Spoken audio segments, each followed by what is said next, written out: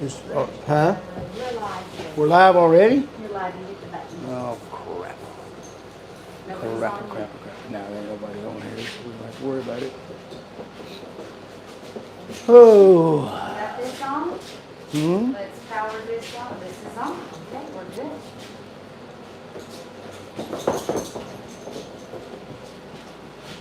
We still got 6 minutes. Yeah.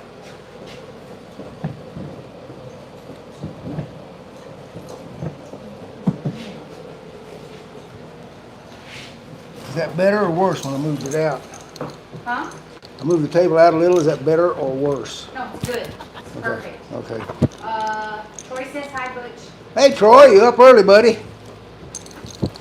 I hit the go live button by mistake there. Yep. What you say, Diamond? What you say, Diamond? Oh, man, my, legal thing. It's not showing that we're live. Whoops. Don't let her climb up and make a note to self. Don't let dog climb in lap again. Yeah. Okay. Come on.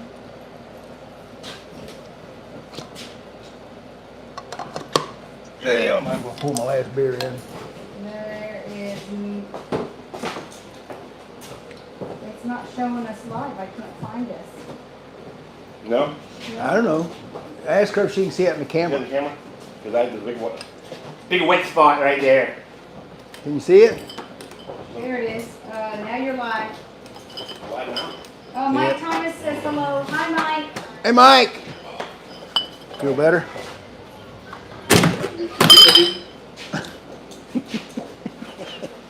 In front of this. They're coming Ooh. back. Hold on, guys.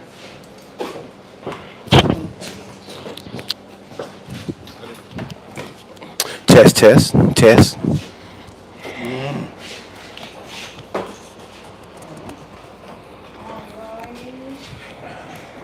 Uh-oh.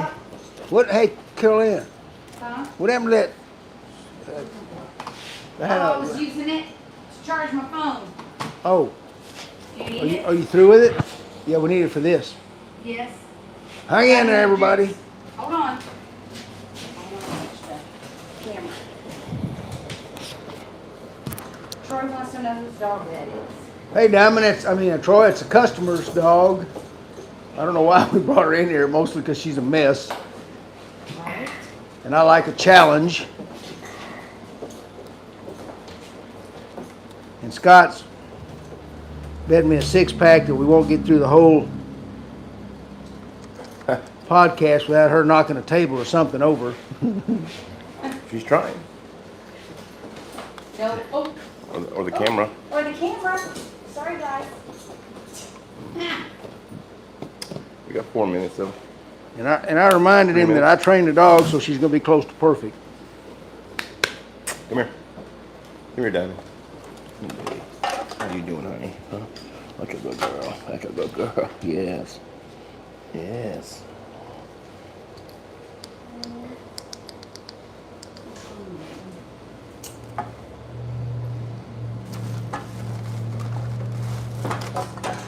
We gotta get a work table around here. Oh,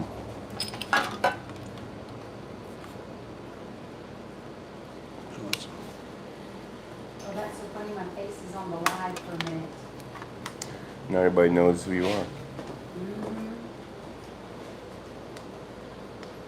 There we go. Can't put it where we usually put it, because she'll knock it over.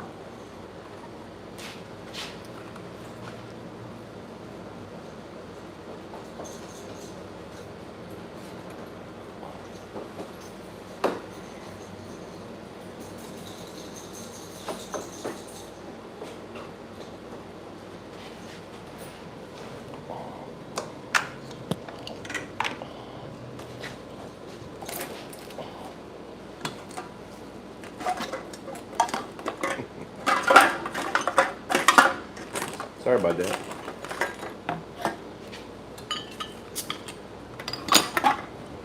Let me get on there, Carol. 3. 2 minutes. We're coming, fellas and ladies.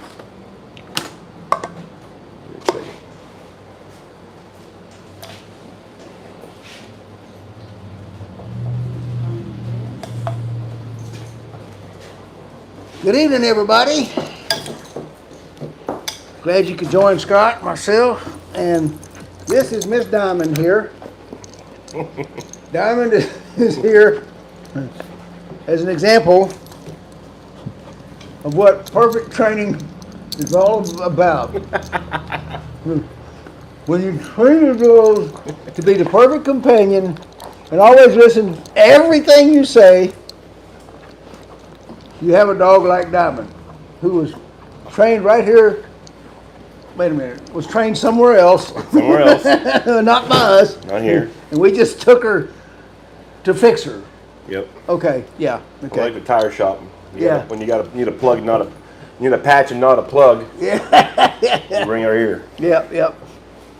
So we're going to talk about little dogs like Diamond. I just thought she'd be fun to bring in. We'll see how this Cleaning out the goes. mix. She'll be good here in a minute. Yeah.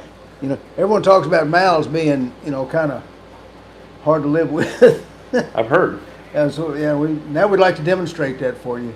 Right? What do you think, Scott? I think so. Think we'll survive this one? Oh yeah. Oh, no. She's upscale. She's upscale.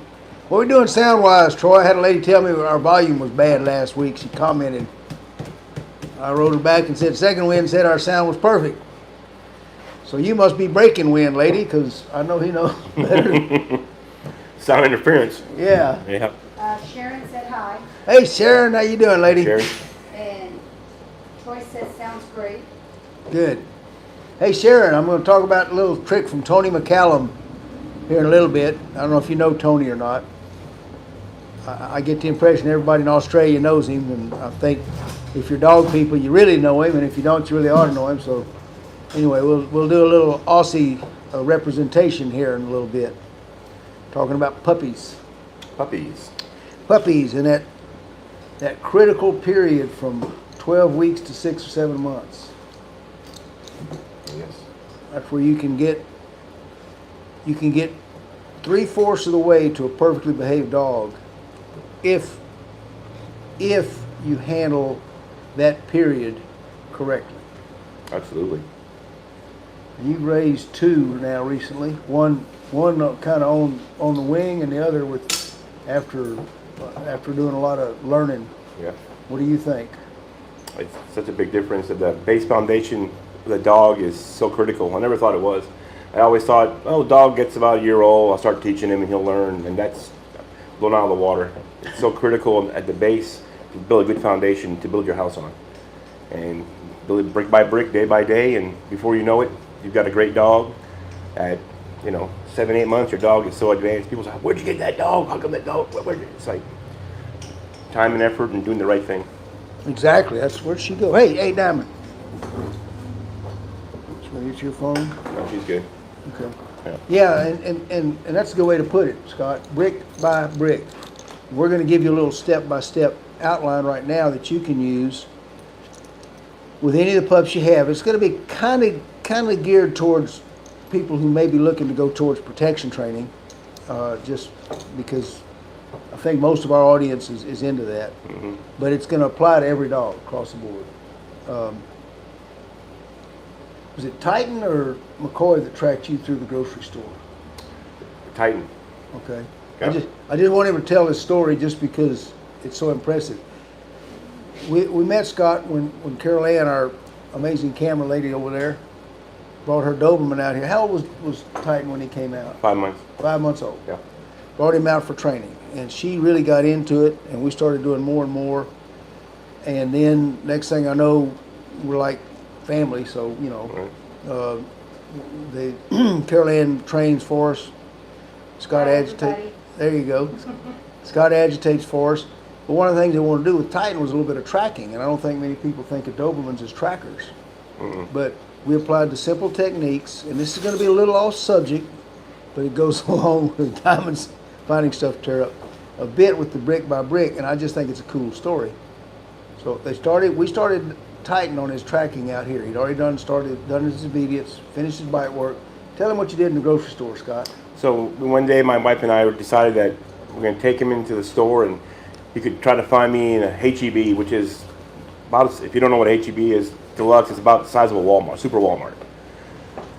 So we did all the training, the obedience, the preliminary steps for him to be tracking, and that's for another day.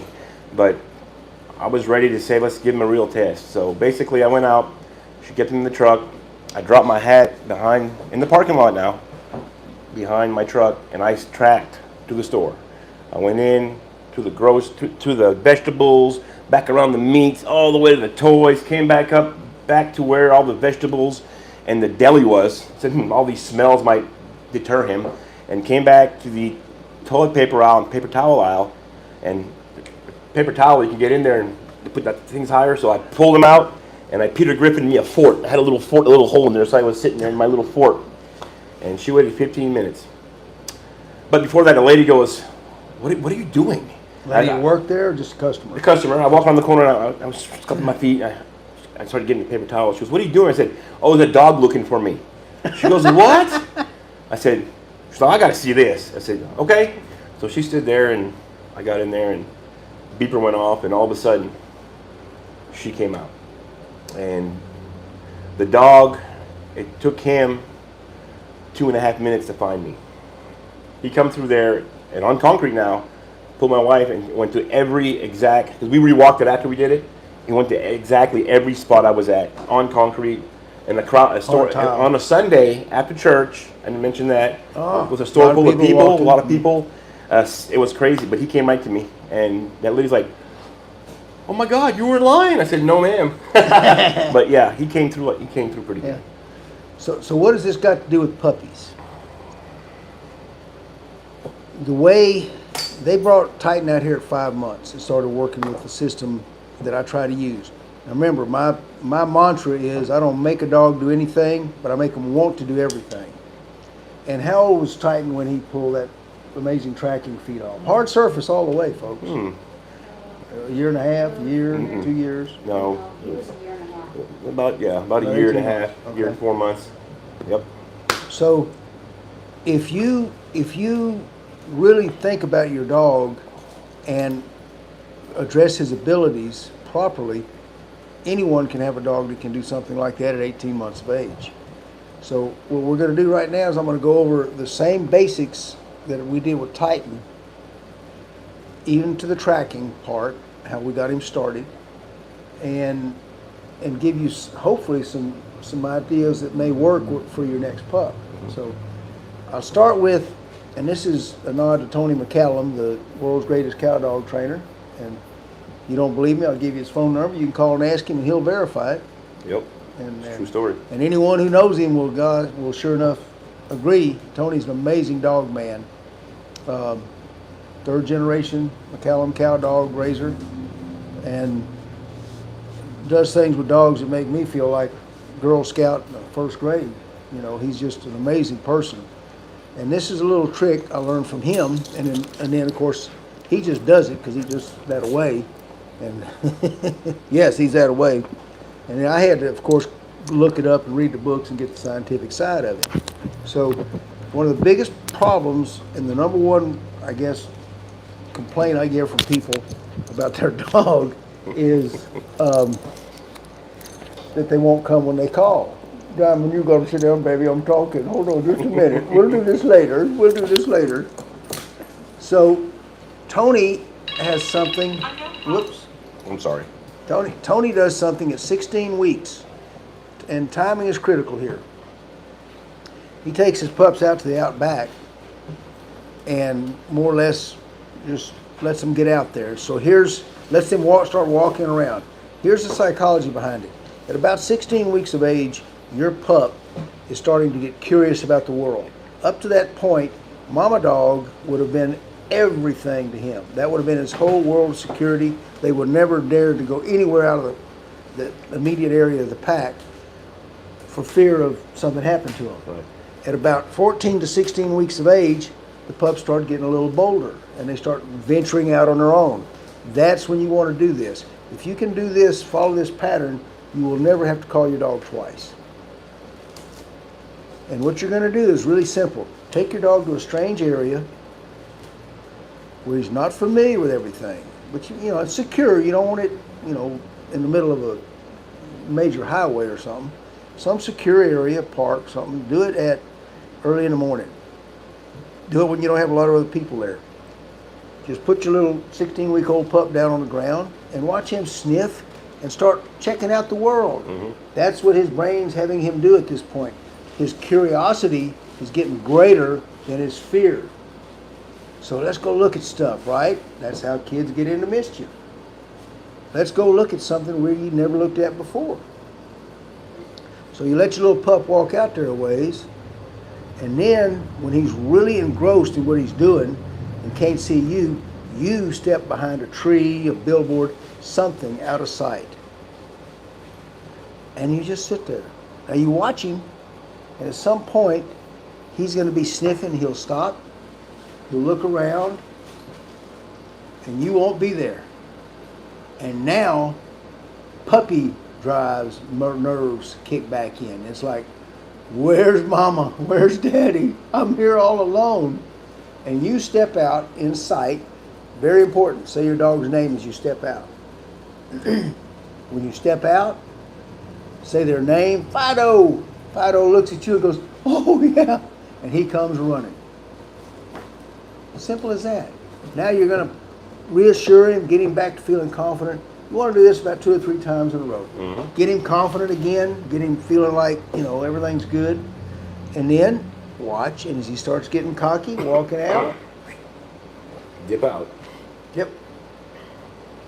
And then wait for him. What you're doing in this, with this basic little game, is you're literally writing a reaction on his security senses, which is going to say to him, when the pack leader's out of sight, I'm insecure.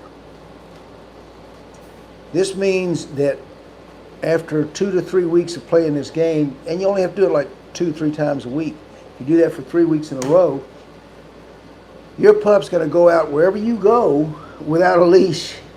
And I've got a lot of Western Shepherd owners can vouch for this, like ask Branch Warren and Maggie. He'll go out there and he will get a range in his mind. I can go 15 feet, I can go 20 feet, whatever. And that's going to correlate to about the distance that he was sniffing when he looked up and found you weren't there.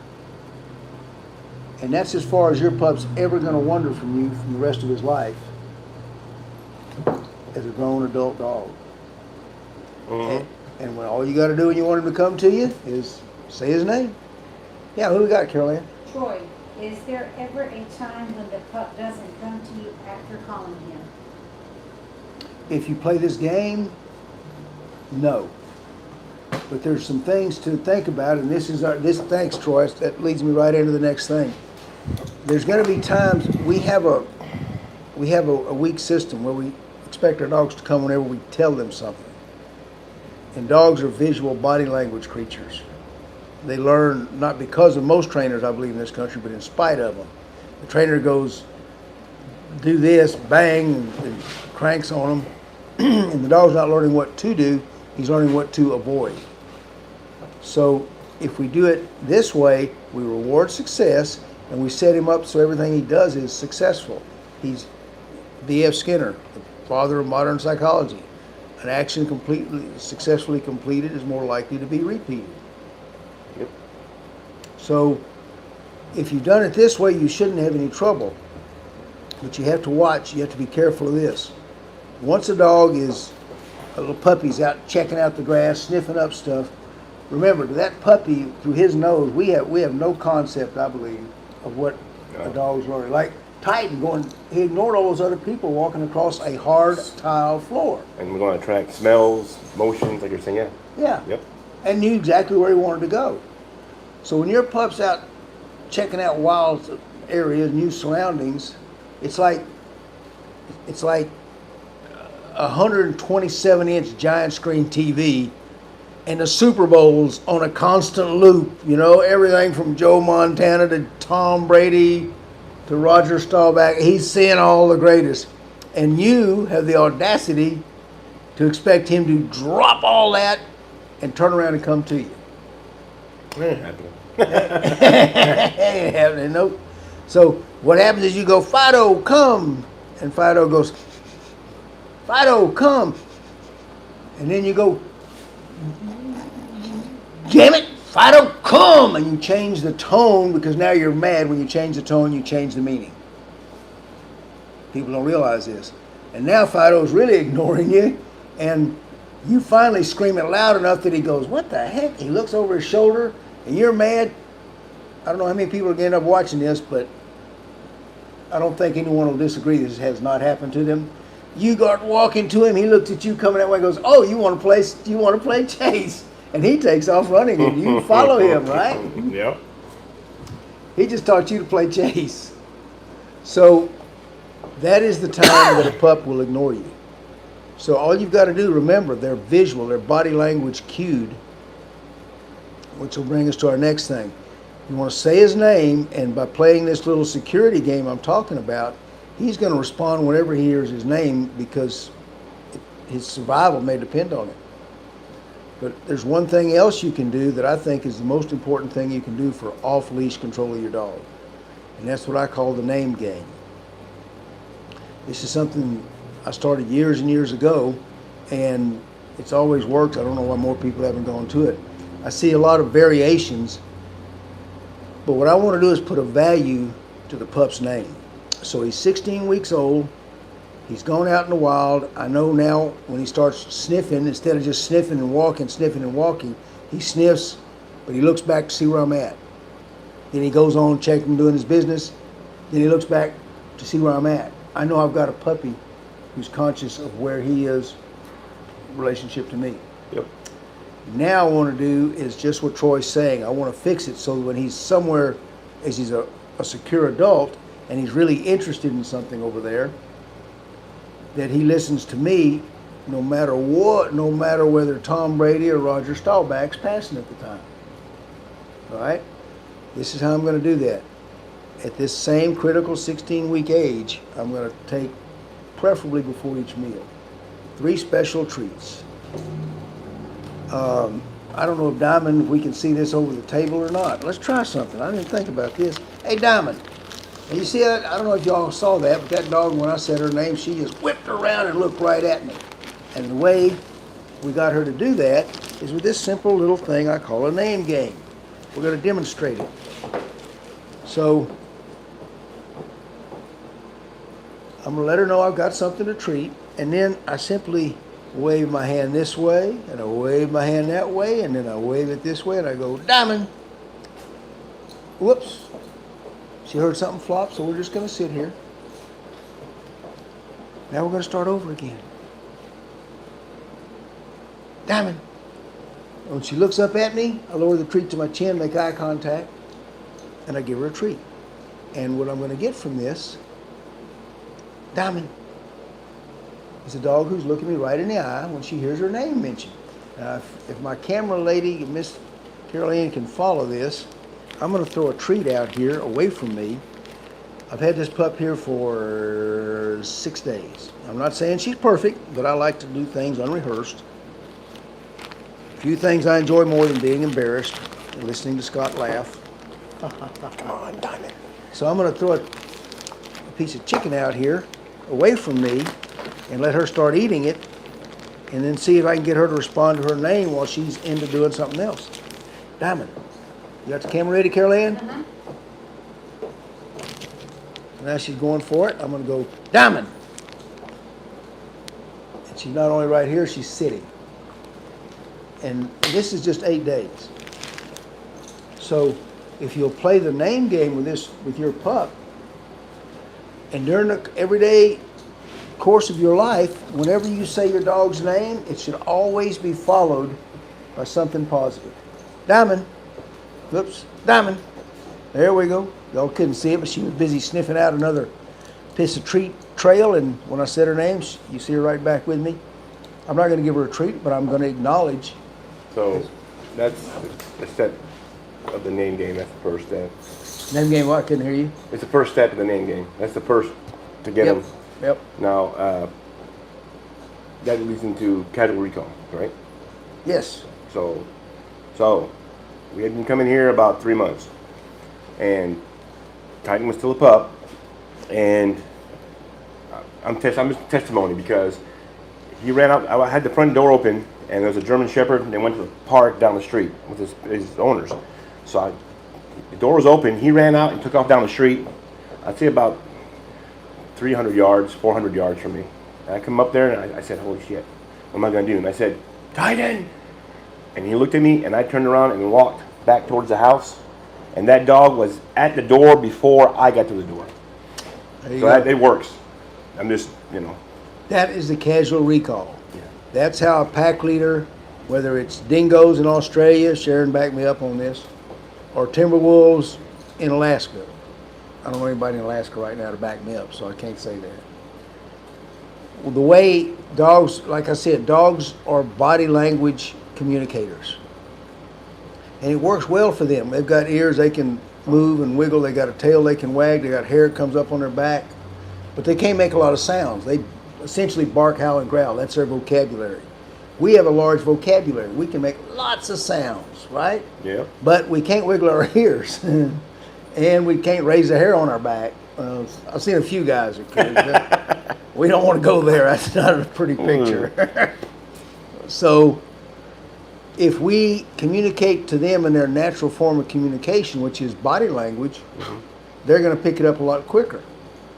So what Scott's talking about is what I tell everybody, what I call the casual recall. We have heel and front for discipline recalls. Those are done with a word. They're for urgent situations. But it's just like come or hear. By the time your dog hears come 27 times a day, it gets kind of old. Turns into what I call white noise. So, and think about it. Where is come at anyway? While you're listening to this, you sit right now and you tell me, when you tell your dog come, where exactly is he supposed to be? In front of you? On your right side? On your left side? Riding on piggyback on your shoulders? I mean, where is come?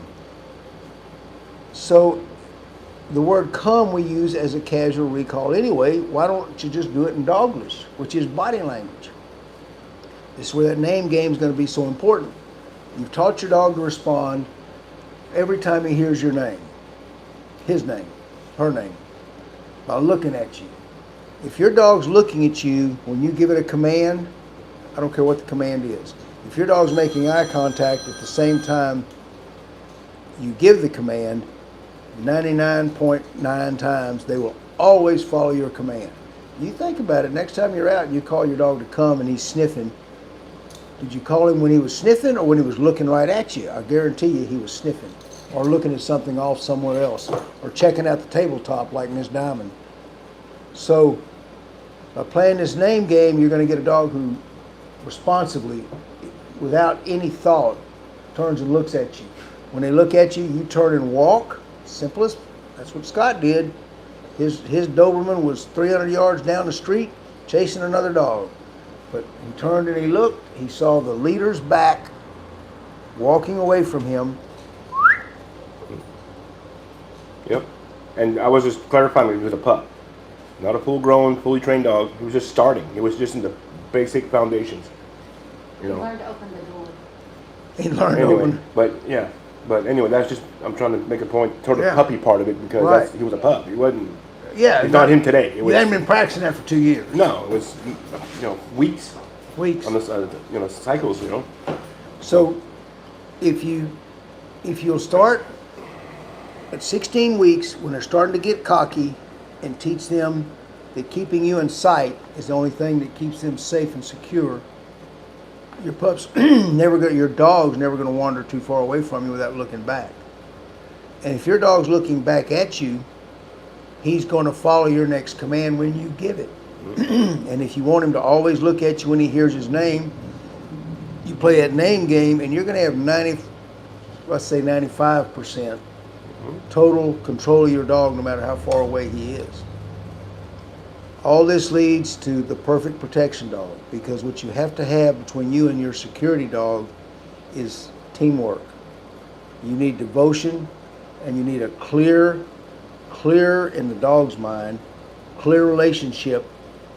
You can make all the orders, not because you're the pack leader, not because you're dominant, not because you're alpha, but because you are the dog's very existence. You're his security. You are what makes him able to survive each day. And he learns that from that very simple game that Mr. McCallum played with his dogs down in Australia. So Yeah. I think that'll work. If no one has any questions, we're going to check out here, put Miss Diamond back up, put her to bed. She's snoozing good. And we hope this is helpful for somebody. We'll see you guys next week. We'll get off the puppy stuff. We might do some grown dog stuff. What do you think? Yeah, might have something different next week. A little bit, yeah. Anyone got any suggestions or questions? Send them to us. Make a comment here. If you got a topic you want us to address, we'll be glad to do it. Absolutely. We will see you folks next week. Thank you.